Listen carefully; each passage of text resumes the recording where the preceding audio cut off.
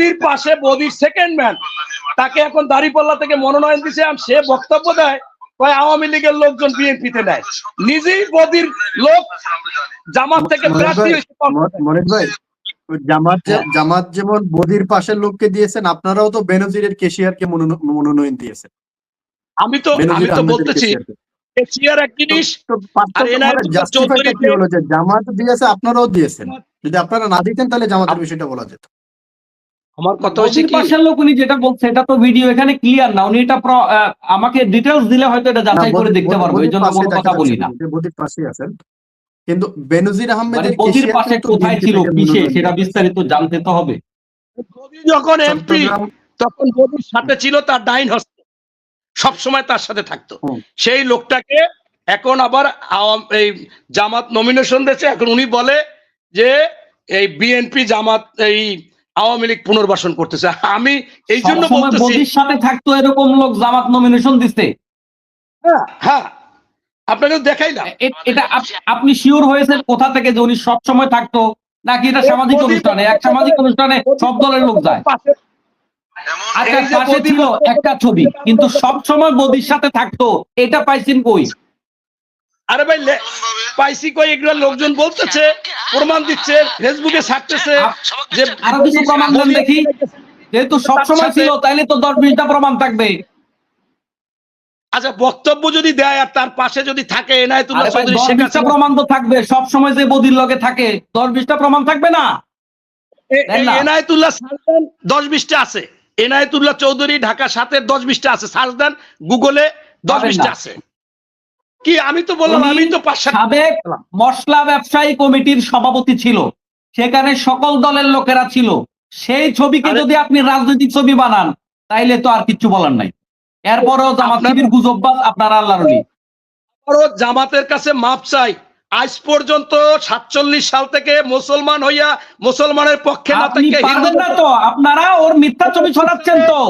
আপনি এখন যার কথা বলছেন তার সাথে আওয়ামী লীগ বিএনপি সবার ছবি আছে, কারণ সে ব্যবসায়ী সমিতির সভাপতি ছিল আর সেই কমিটিতে সব দলের লোক ছিল।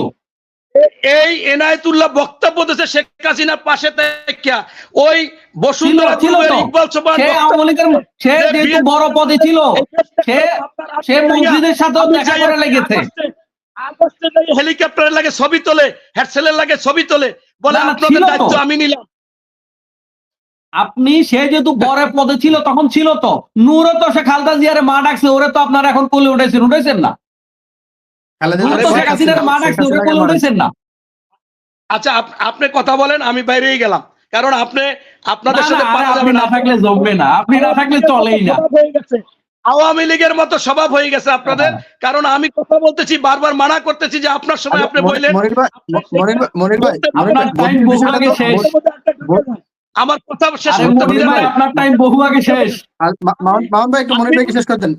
মনির ভাই বদির লোককে জামাত মনোনয়ন দিচ্ছে, দল থাকে তাহলে জামাত, যদি প্রতারণামূলক কথা বলে কোন দল থাকে জামাত, এবং এইটা আজকে না 1947 সাল থেকে এই পর্যন্ত, এবং তারা ইনিয়ে বিনিয়ে তারা যেটা বলছে আপনি দেখেন যে শেওড়াপাড়া হাতে হাতে ধরা পড়ছে জামাতের আমির, সে বলতেছে মাপ চাই, এইটা আমাদের অন্যায় হয়েছে, আজকে ভোট চাওয়ার দিন না।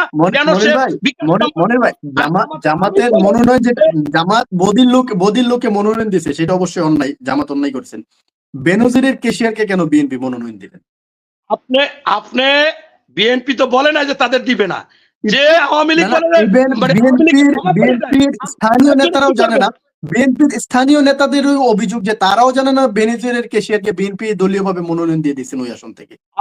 আচ্ছা, আমি আপনাকে একটা প্রশ্ন করি, যে আপনি যদি কোনো জায়গায় প্রতিযোগিতায় একটা টানতে থাকে আর একজনে, আপনি জামাতের আমির কি আগে আওয়ামী লীগের ক্ষমা করছে না বিএনপি করছে?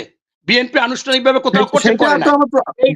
জামাত আমির ক্ষমা করুক, জামাত আমির ক্ষমা করুক না, সেটা তো প্রশ্ন। আমার প্রশ্নটা হচ্ছে বিএনপি বেনজিরের কেশিয়ারকে মনোনয়ন দিলেন, বেনজিরের কেশিয়ারকে মনোনয়ন দিলেন, আপনার আসনে একজনকে মনোনয়ন দিলেন, আপনি সে আসনের দায়িত্বে আছেন বা আপনি সে আসনের নেতা, আপনি জানেন না, কিন্তু কেন্দ্রীয়ভাবে বেনজিরের কেশিয়ারকে মনোনয়ন দিয়ে দেওয়া হলো। মানে এটা জাস্টিফাইটা কিভাবে করবেন যে জামাত করেছে সেই জন্য আমরা করতেছি?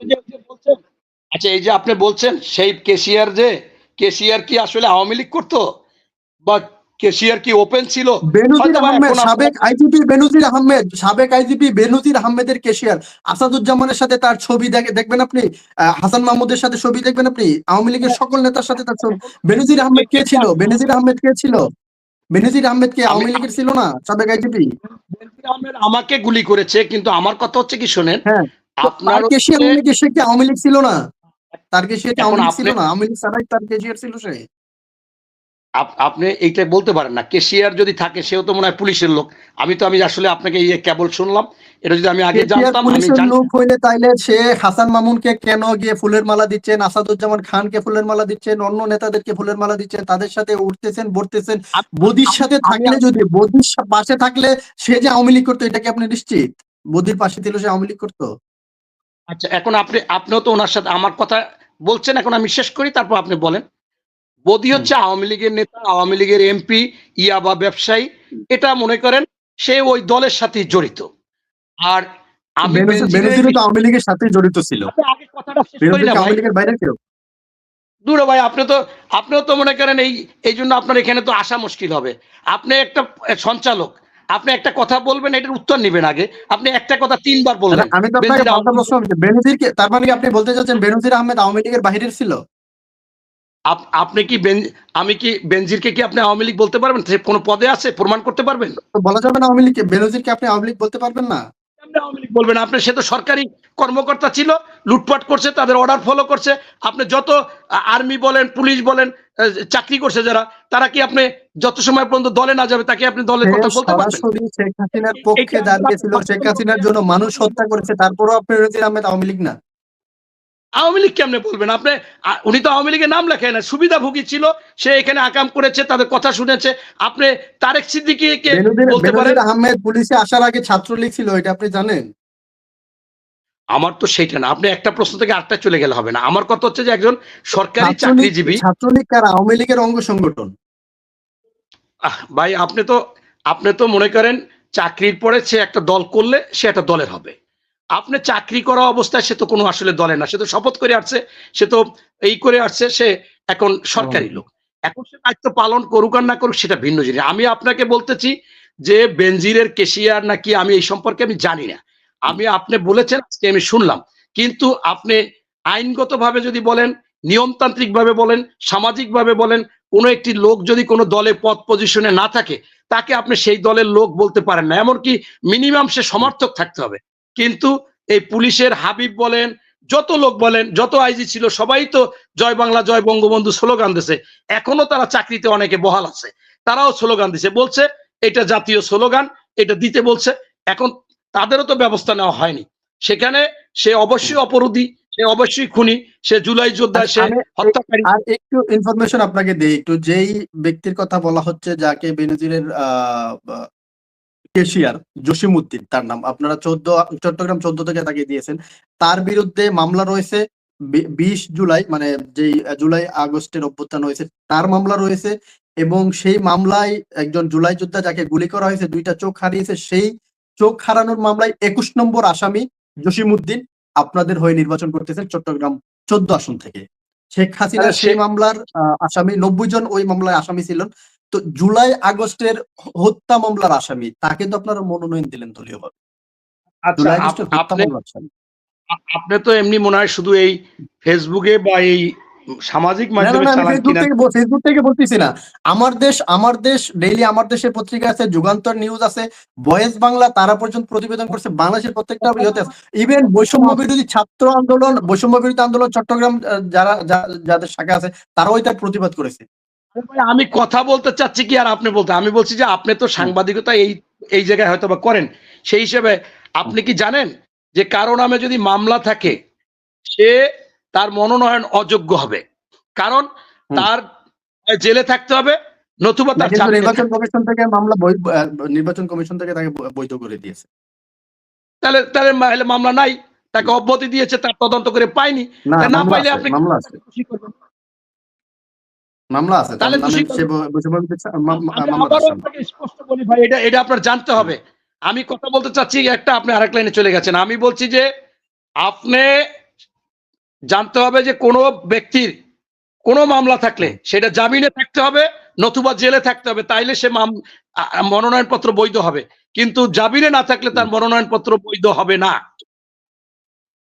আমি আবারও ক্লিয়ার করলাম, আপনি 100% নিশ্চিত থাকেন। আমি যেহেতু ফর্ম উঠেছিলাম, আমি সব নিয়ম কানুন জানছি। জানার পরে আমার এলাকায় একটা ছেলে, তারও একটা মামলা ছিল, চার্জশিট থেকে তাকে বাদ দিছে, ওই জামিনে আইছে।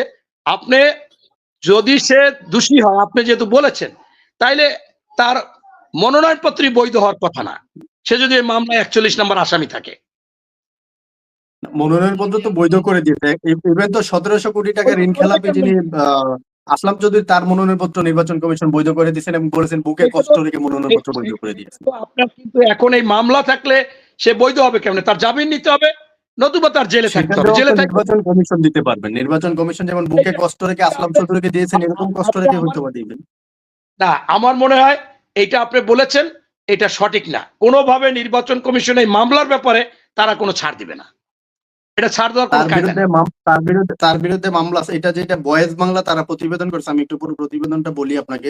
জসিমউদ্দিনকে ঘিরে শুধু রাজনৈতিক অভিযোগ নয়, রয়েছে একাধিক মামলার বারো। গত বছরের 20 জুলাই মধ্যবাড্ডায় ইট লুপের নিচে বৈষম্য বিরোধী আন্দোলনে গুলিবর্ষণের ঘটনায় 2 চোখ হারানো দুর্জয়ের মামলায় তাকে 21 নম্বর আসামি করা হয়। সেই মামলায় শেখ হাসিনা সহ 90 জন অভিযুক্ত ছিলেন, যাদের নাম আসেন। এছাড়া পদ্মা ব্যাংকের ঋণ খেলাপি মামলায় তার এবং স্ত্রীর নামে গ্রেফতারি পরোয়ানা জারি হয়েছিল। হাইকোর্টে জাল পে অর্ডারের কপি জমা দেওয়ার অভিযোগে তার জামিন স্থগিত হয় এবং পরে আদালত তার জামিন বাতিল করে। ইভেন ঋণ খেলাপির মামলা ছিল তার নামে। এখন যেটা লেখছে এটা ক্লিয়ার লেখে না পত্রিকায়। কারণ আমি আপনাকে আবারও নিশ্চিত করি, কোন মামলায় তার জামিন থাকতে হবে নতুবা জেলে থাকতে হবে। জামিন না থাকলে কোনো আপনার আবেদন গ্রহণযোগ্য হবে না, হবে না, হবে না। এখন ওই পত্রিকাও সঠিক লেখেনি তাইলে। আচ্ছা, তাহলে আপনি নির্বাচন ভুল করেছে, হয়তোবা তার গ্রেফতার হয়েছিল, জামিন হয়েছে, হয়তোবা প্রথম জামিন বাতিল হয়েছে, পরে জামিন হয়েছে। তার জামিন হইতে হইবে নতুবা তার জেলে থাকতে হবে, আনাইলে মামলা নাই, হয়তোবা কেউ আনুমানিক ভাবে লিখছে।